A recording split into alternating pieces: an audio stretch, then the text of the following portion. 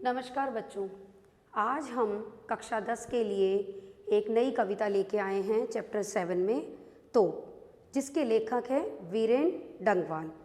डंगवाल जी का अपने काव्य के लिए काफ़ी प्रसिद्ध हैं और कविता पढ़ने से पहले हम इनका परिचय जान लें।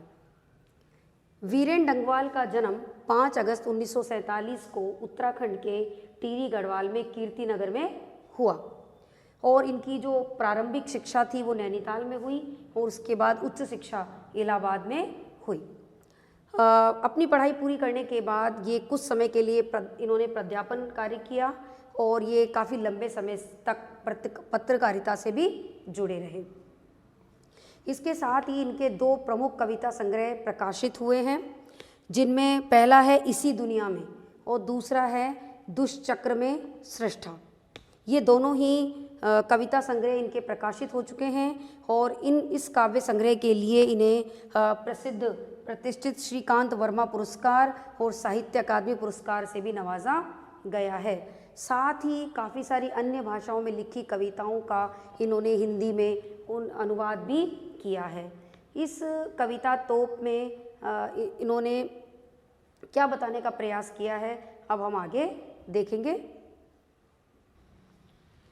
इस पाठ के प्रवेश में हम देखते हैं कि इस पाठ में, इस कविता में लेखक ने क्या कहने का प्रयास किया है। कविता में प्रतीक और धरोहरों की बात की गई है। समाज की प्राचीन उपलब्धियों का भान प्रतीक और धरोहर ही हमें कराते हैं। जब हम कोई मॉन्यूमेंट देखने जाते हैं तो राजा के बारे में जानते हैं और उनके द्वारा किए गए महान कार्यों के बारे में जानते हैं। इसी प्रकार से प्रतीक और धरोहर हर समाज में समाज की प्राचीन उपलब्धियों का भान कराते हैं। साथ ही हमें ये बताते हैं कि हमारे पूर्वजों द्वारा कितने महान कार्य किए गए हैं या फिर उनसे क्या गलतियां या भूल की गई है। यहाँ पर इस पाठ में हम 2 प्रतीक और धरोहरों के बारे में पढ़ेंगे। कंपनी ईस्ट इंडिया कंपनी द्वारा निर्मित कंपनी बाग और तोप के बारे में जानकारी लेंगे। आप सबको पता ही है कि भारत में काफ़ी लंबे समय तक ईस्ट इंडिया कंपनी का शासन रहा है और ईस्ट इंडिया कंपनी प्रारंभ में व्यापार की दृष्टि से भारत में आई थी, किंतु यहाँ पर व्यापार की अपार संभावनाओं के साथ ही उन्होंने देखा कि यहाँ के जो शासक हैं वो आपस में लड़ते झगड़ते हैं, तो यहाँ तो शासन की भी अपार संभावनाएं हैं। इसलिए उन्होंने अपनी साम्राज्यवादी नीति अपनाकर भारत में फूट डालो और राज करो की नीति अपनाई और राजाओं के शासन को हड़पने लगे और धीरे धीरे अपना व्यापार बढ़ाने लगे। जब वो यहाँ रहने लगे तो उन्हें रहने के लिए उन्होंने काफ़ी सारी कोठियाँ बनवाई। उसी प्रकार से उन्होंने काफ़ी बाग बगीचे लगवाए। उनके द्वारा लाई गई बहुत सी चीज़ें आज भी प्रतीक और धरोहर के रूप में हम याद करते हैं या देखते हैं। उन्हीं प्रतीक और धरोहरों में से एक कंपनी बाग है जो अंग्रेज़ों द्वारा बनाया गया था और दूसरा है तोप, यानी अंग्रेज़ों द्वारा लाई गई तोप। इस तोप से उन्होंने भारतीय क्रांतिकारियों के धज्जे उड़ा दिए थे। तो आज देखते हैं कि तोप कविता के माध्यम से वीरेंद्र डंगवाल जी उन प्रतीकों और धरोहरों के माध्यम से हमें क्या बताना चाहते हैं। तोप कविता हमारे सामने है। सबसे पहले हम बात करेंगे 1857 की क्रांति की, यानी 1857 का विप्लव या युद्ध। 1857 की क्रांति भारत की पहली स्वतंत्रता की क्रांति थी, जिसमें काफ़ी सारे शासक और भारतीय सैनिक एकजुट होकर उन्होंने अंग्रेज़ों के खिलाफ आंदोलन प्रारंभ किया और वो चाहते थे कि अंग्रेज़ों को हम भारत से बाहर खदेड़ दें। तो ये जो बगावत थी 1857 की क्रांति, इस क्रांति में ईस्ट इंडिया कंपनी ने अपने पांव जमाने के लिए और क्रूर और दमन का सहारा लिया और भारतीय स्वतंत्रता सेनानियों पर ब्रिटेन से लाई गई तोपों से वार किया। भारतीय स्वतंत्रता सेनानियों के धज्जे उड़ा दिए। तो देखते हैं कि कविता में कवि क्या कहना चाहता है और ईस्ट इंडिया कंपनी द्वारा निर्मित कंपनी बाग की बात इसमें की गई है। तो पहली पंक्ति देखिए, कंपनी बाग के मुहाने पर। ये वही कंपनी बाग है जो भारत में अंग्रेज़ों द्वारा बनाया गया था, ईस्ट इंडिया कंपनी द्वारा बनाया गया था। तो अंग्रेज़ तो चले गए, किंतु आज भी उनके द्वारा बनाई गई इमारतें, उनके द्वारा निर्मित पार्क, उद्यान और बहुत सारी ऐसी चीज़ें जो उन्होंने निर्माण की थी वो आज भी सुरक्षित और संग्रहित रखी गई हैं।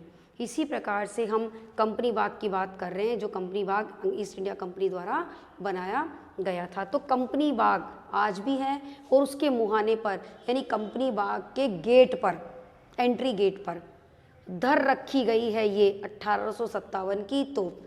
यानी जो कंपनी बाग है, इस कंपनी बाग के मुहाने पर, गेट पर 1857 में अंग्रेजों द्वारा चलाई गई तोप रखी गई है। इसकी होती है बड़ी संभाल, यानी आज भी कंपनी बाग का अंग्रेजों के ज़माने की तरह ही रखरखाव और देखभाल होता है और साथ ही तोप की भी उतनी ही संभाल होती है, क्योंकि आने वाले सैलानी या पर्यटक कंपनी बाग के साथ साथ तोप को भी देखते हैं। इसलिए कहा है कि इसकी होती है बड़ी संभाल, यानी इस तोप की और कंपनी बाग की दोनों की बड़ी संभाल होती है। विरासत में मिली कंपनी बाग की तरह, यानी तोप की भी उतनी ही संभाल होती है जितने की विरासत में मिले, धरोहर के रूप में मिले कंपनी बाग की होती है। कंपनी बाग को आज भी उसी तरह से मेंटेन किया गया है। साल में चमकाई जाती है 2 बार, और साल में 2 बार चमकाई जाती है। इसका 2 बार चमकाए जाने का यहाँ पर उद्देश्य है लेखक का कहने का कि अब भारत आज़ाद हो गया है और जो कंपनी बाग है वो भारत के द्वारा उसे संभाला जाता है, और 15 अगस्त और 26 जनवरी के अवसर पर अक्सर वहाँ नेता जाते हैं और ध्वजारोहण करते हैं। तो साल में 2 बार चमकाई जाती है, 2 बार, यानी कि कंपनी बाग की तरह ही साल में 2 बार तोप को भी चमकाया जाता है, क्योंकि वहाँ 2 बार राष्ट्रीय पर्व के उपलक्ष्य में बहुत सारे नेता आते हैं, इसलिए साल में चमकाई जाती है 2 बार। सुबह सुबह कंपनी बाग में आते हैं बहुत से सैलानी, यानी सुबह से ही कंपनी बाग में बहुत से सैलानी आते हैं। सैलानी माने पर्यटक आते हैं, घूमने वाले लोग आते हैं। उन्हें बताती है ये तोप गेट पर ही रखी गई है और पर्यटकों को ये मौन रूप से बताती है कि मैं बड़ी जबर थी, यानी जब मैं चलती थी 1857 में तो मैं बड़ी ही जबर थी, बड़ी ही जबरदस्त थी। उड़ा दिए थे मैंने अच्छे अच्छे सूरमाओं के धज्जे। ये तोप अपने बारे में बताती है आने वाले पर्यटकों को और सैलानियों को कि जब मैं अपने ज़माने में चलती थी तो बड़ी जबर थी और मैंने उड़ा दिए थे अच्छे अच्छे सूरमाओं के धज्जे, यानी मैंने अच्छे अच्छे स्वतंत्रता सेनानियों और क्रांतिकारियों के धज्जे उड़ा दिए थे अपने ज़माने में, यानी जब वो चलती थी। तो कंपनी बाग द्वारा रखी गई ये तोप या लाई गई ये तोप उस ज़माने की बात बताती है सैलानियों को कि जब वो चलती थी तो बड़ी जबर थी और इसने भारतीय क्रांतिकारियों के धज्जे उड़ा दिए थे। आगे इसमें दिया हुआ है अब तो बहरहाल, यानी अब तो बहुत बुरा हाल है, यानी जब ईस्ट इंडिया कंपनी चली गई, भारत को आज़ाद हुए काफ़ी साल हो चुके हैं, तो तोप अपने बारे में अब तोप चलती नहीं, अब तोप हमारे लिए तो बेकार है, केवल धरोहर के रूप में रखी गई है। तो तोप कह रही कि अब तो बहरहाल, यानी अब तो बहुत बुरा हाल है। छोटे लड़कों की घुड़सवारी से अगर फारिग हो, यानी सुबह से ही काफ़ी सारे पर्यटक वहाँ आते हैं और उनके साथ, उन पर्यटकों के साथ छोटे बच्चे भी आते हैं और वो शौक में उस तोप के ऊपर बैठ जाते हैं और काफ़ी देर तक तोप के ऊपर सवारी करते हैं। तो तोप अपने बारे में कह रही है कि छोटे लड़कों की घुड़सवारी से अगर फारिग हो, यानी सारा दिन छोटे लड़के उसके ऊपर घुड़सवारी करते हैं और शाम को जाके वो उनकी घुड़सवारी से फारिग होती है, यानी फ्री होती है, फारिग होती है यानी फ्री होती है। तो उसके ऊपर बैठकर, अब शाम को जब वो फ्री होती है तो उसके ऊपर बैठकर चिड़िया ही अक्सर करती है गपशप, यानी जब वो शाम को फ्री होती है तो उस पर चिड़िया बैठ जाती हैं, चिड़िया और गपशप करती है, चहचहाती हैं। तो कह रही कि उसके ऊपर बैठकर चिड़िया ही अक्सर करती हैं गपशप। कभी कभी शैतानी में वे इसके भीतर भी घुस जाती हैं, खास करके गोरैये। तोप कह रही है कि वो बैठ के गपशप करती है और कई बार तो क्या करती है, वो कभी कभी तोप के अंदर भी चली जाती है, खास करके गोरैये। गोरैये भी चिड़िया जैसा ही एक पक्षी होता है जो अक्सर शैतानी करते हुए तोप के अंदर घुस जाता है। तो यहाँ तोप अपनी व्यथा बता रही है कि अब वर्तमान में मेरा हाल बहुत बुरा है और पर्यटकों के साथ आने वाले छोटे बच्चों की घुड़सवारी से मैं सारे दिन में शाम को फारिग होती हूँ, और शाम को भी मेरे पर बैठकर चिड़ियाएँ करती हैं गपशप, और शैतानी में कभी कभी चिड़िया जैसे दिखने वाला पक्षी गोरैया मेरे भीतर भी घुस जाता है। तो अब मेरा बहुत ही बुरा हाल है।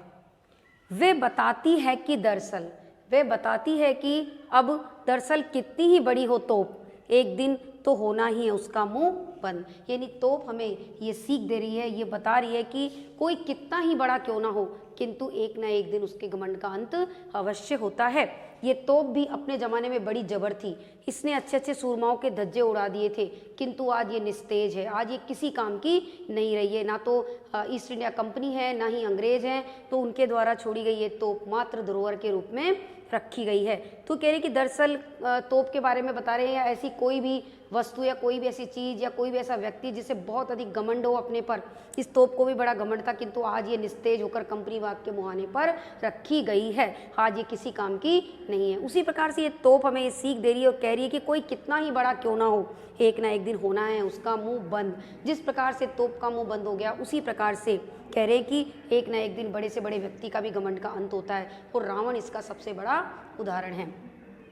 तो यहाँ पर हमने कानपुर में स्थित कंपनी बाग के बारे में पढ़ा कि अंग्रेज़ों द्वारा बनाए गए कंपनी बाग, जिसमें कि अंग्रेज़ों द्वारा लाई गई तोप आज भी हम देख सकते हैं। पर्यटक वहाँ जाते हैं और कंपनी बाग को निहारते हैं, साथ में तोप को भी देखते हैं।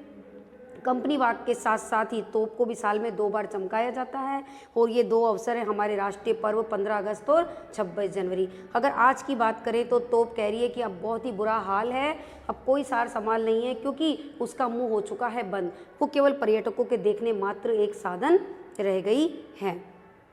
बच्चों, यहाँ पर जो तोप कविता है ये हमें सीख देती है कि अब कभी ऐसा दोबारा ना हो कि कोई बाहर की विदेशी कंपनी आए और हम पर हावी हो जाए। जिस तरह से ईस्ट इंडिया कंपनी भारत में व्यापार के लिए आई और धीरे धीरे उसने अपने पांव जमाए और वो हम पर हावी हो बैठी और भारत का शासन उनके हाथों में चला गया, ऐसा दोबारा ना हो। यही सीख हमें धरोहर के रूप में कंपनी बाग और तोप हमें धरोहर और प्रतीक के रूप में ये सीख देती है कि कभी दोबारा ऐसा ना हो कि कोई विदेशी आए और हम पर हावी हो जाए। आज के लिए इतना ही, धन्यवाद। तो बच्चों, कविता के बाद हम इसके कुछ प्रश्न उत्तरों को देखेंगे, जिसमें कि पहला प्रश्न है, विरासत में मिली चीज़ों की बड़ी संभाल क्यों होती है? स्पष्ट करना है आपको, क्यों होती है।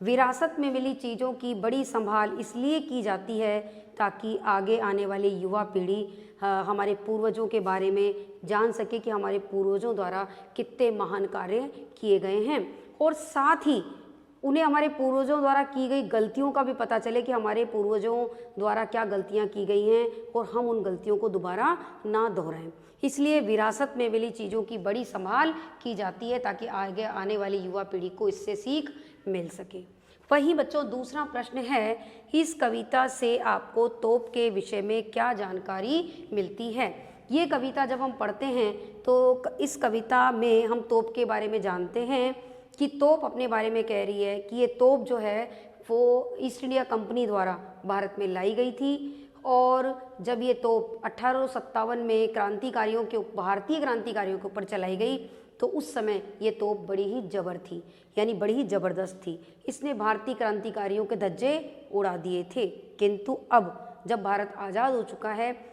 अब इस तोप का बड़ा ही बुरा हाल है। कंपनी बाग के गेट पर इसको पर्यटकों को देखने के लिए रखी गई है, और जिस पर अक्सर बच्चे घुड़सवारी करते हैं। तो ये जानकारी हमें कविता के माध्यम से तोप के बारे में मिलती है। वहीं तीसरा प्रश्न है, कंपनी बाग में रखी तोप क्या सीख देती है? कंपनी बाग में रखी तोप हमें ये सीख देती है कि कोई कितना ही बड़ा क्यों ना हो, एक न एक दिन उसका अंत अवश्य होता है, यानी एक न एक दिन उसका मुंह बंद जरूर होता है। वहीं अगला प्रश्न है, कविता में तोप को 2 बार चमकाने की बात की गई है, और ये 2 अवसर कौन से हैं? कविता में तोप को 2 बार चमकाने की बात की गई है, ये 2 अवसर हैं हमारे राष्ट्रीय पर्व 15 अगस्त और 26 जनवरी।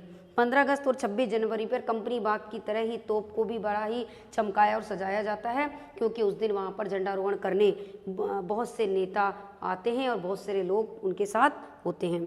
इसलिए साल में 2 बार कंपनी बाग की तरह ही तोप को भी चमकाया जाता है। ये चारों प्रश्न आपको अपनी नोटबुक में करने हैं। आज के लिए इतना ही, धन्यवाद।